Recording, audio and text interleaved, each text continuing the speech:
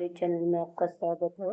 आज 27 मार्च के current affairs हम यहाँ पे पढ़ेंगे। इस वीडियो में हम इम्पोर्टेंट क्वेश्चंस डिस्कस करेंगे। विच medal did Sunil Kumar win in Asian wrestling championship 2025?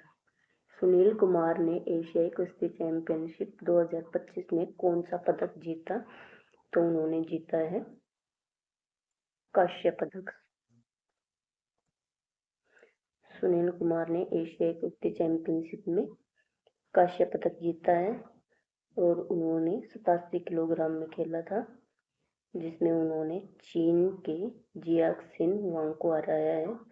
Quarter final में तजाकिस्तान के सुखरोब अब्दुल्ला एव को 10-1 से हराया। सेमीफाइनल में ईरान के यासिन याजदी से वो 1-3 से हार गए। इसमें और खिलाड़ी थे 77 किलोग्राम में सागर ठाकरान, जिन्होंने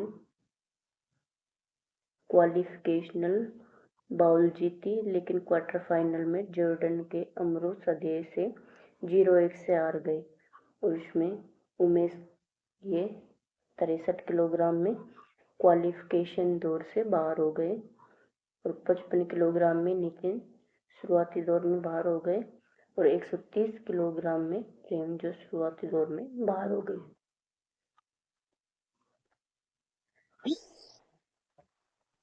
Recently, Manoj Bharti Raja passed away. Who has he? हाल ही में मनोज भारती राजा का निधन हो गया। वे कौन थे? तो वे एक्टर और डायरेक्टर थे।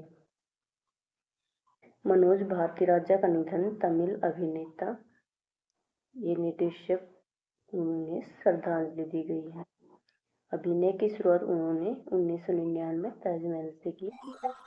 प्रसिद्ध फिल्में समुथिरन, अल्ली अर्जुना, वरुषमेल्लम, वसुधम और इनके अन्य कैरियर पहलू। फिल्म निर्देशन में भी इन्होंने हाथ आजमाया था। इनकी शोक संवेदना में तमिलनाडु के मुख्यमंत्री M.K. स्टालिन, इलायराजा, शरत कुमार और अन्य हस्तियां भी श्रद्धांजलि अर्पित करने के लिए आई हुई थी। S&P has reduced India's growth forecast for FY26 to how much? S&P ने वित्त वर्ष 2026 के लिए भारत के विकास पूर्वानुमान को घटाकर कितना कर दिया?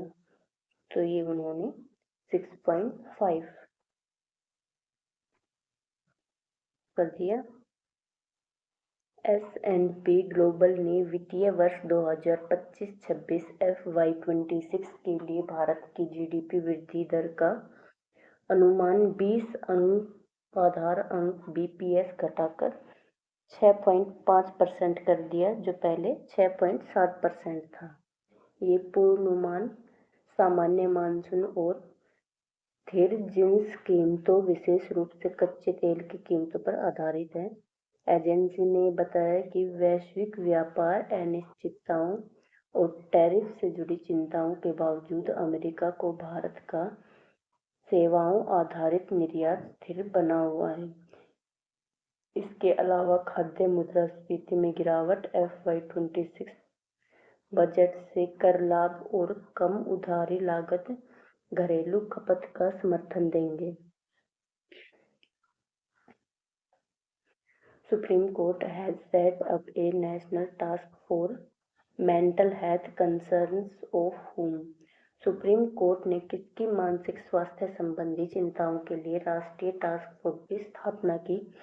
तो ये की गई है छात्रों के लिए।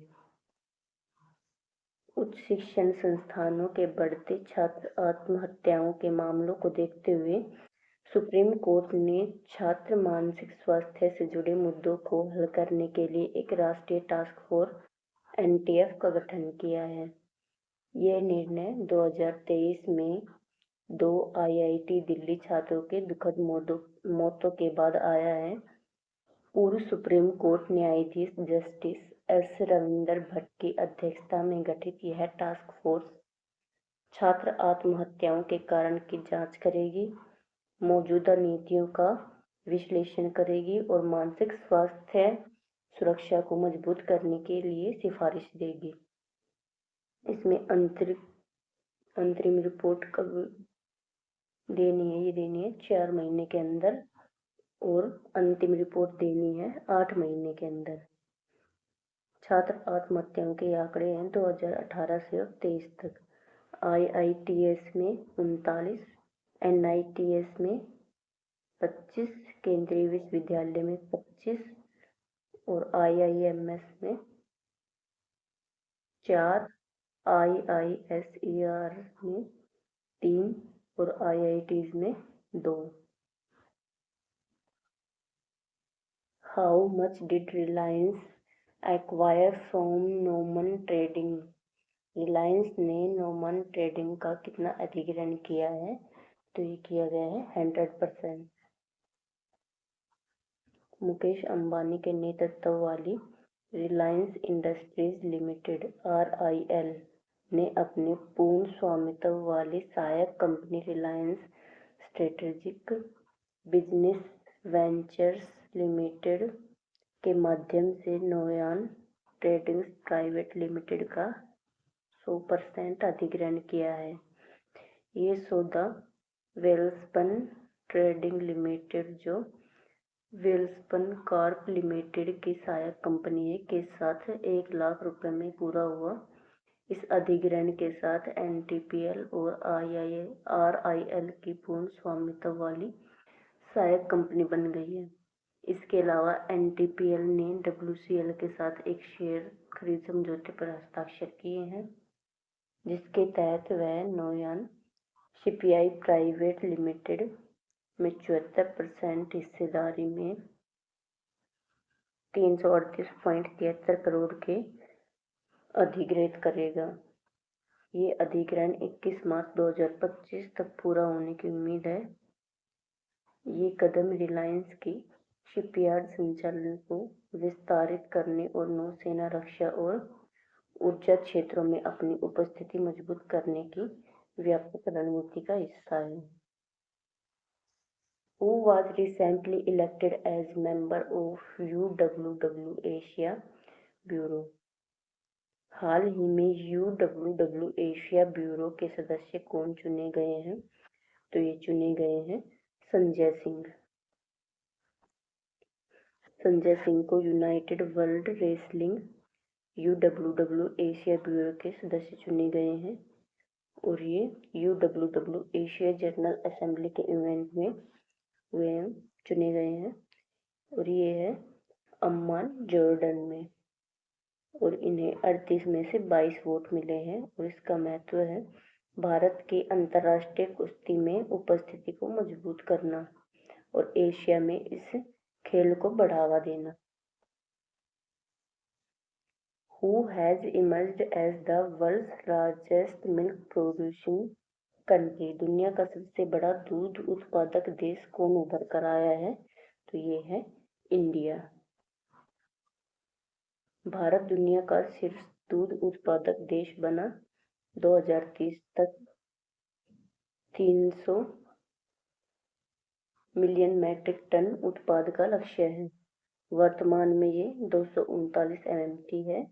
2014 से इसमें वृद्धि हुई है 63.5% की।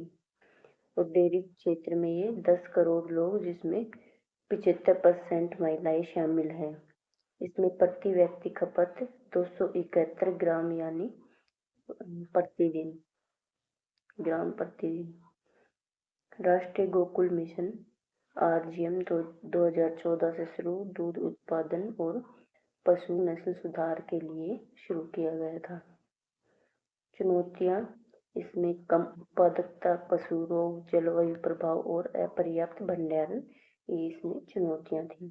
तो इसमें भविष्य के लक्ष्य हैं कृत्रिम गर्भधान को बढ़ाना, रोग नियंत्रण, जलवायु अनुकूलता और निर्यात वृद्धि।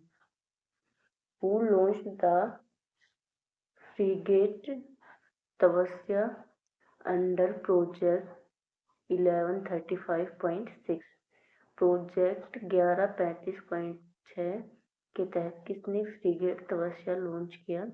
तो ये लॉन्च किया है